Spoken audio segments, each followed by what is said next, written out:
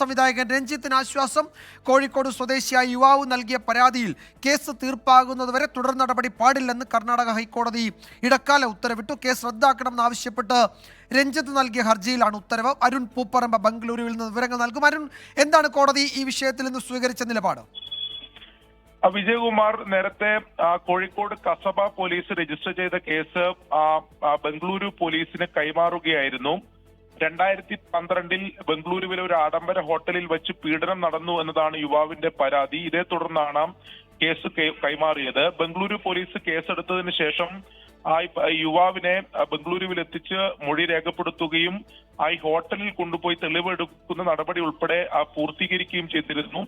പീഡനം നടന്നു എന്നാരോപിക്കുന്ന ഹോട്ടൽ യുവാവ് തിരിച്ചറിയുകയും ചെയ്തിരുന്നു. ഇനിയുള്ള നടപടി രഞ്ജിത്തിന് നോട്ടീസ് നൽകി ഇവിടെ എത്തിച്ച് ചോദ്യം ചെയ്യുക, അതിനുശേഷം അറസ്റ്റ് ഉൾപ്പെടെയുള്ള നടപടിയിലേക്ക് കടക്കുക എന്നായിരുന്നു. അതിനിടെയാണ് രഞ്ജിത്ത് കേസ് റദ്ദാക്കണമെന്ന് ആവശ്യപ്പെട്ട്, ഈ കേസ് കെട്ടിച്ചമച്ചതാണ്, അതുകൊണ്ട് ആ കേസ് റദ്ദാക്കണമെന്നാവശ്യപ്പെട്ട് കർണാടക ഹൈക്കോടതിയെ സമീപിച്ചത്. ആ ഹർജി പരിഗണിച്ചാണ് ഹൈക്കോടതി ഇത്തരത്തിലൊരു സ്റ്റേ, തുടർ നടപടികൾക്ക് ഈ ഹർജി തീർപ്പാകുന്നത് വരെ തുടർ നടപടികൾക്ക് സ്റ്റേ നൽകിയിട്ടുള്ളത്. അത് സ്വാഭാവികമായും രഞ്ജിത്തിന് ഈ കേസിൽ താൽക്കാലിക ആശ്വാസമാണ്.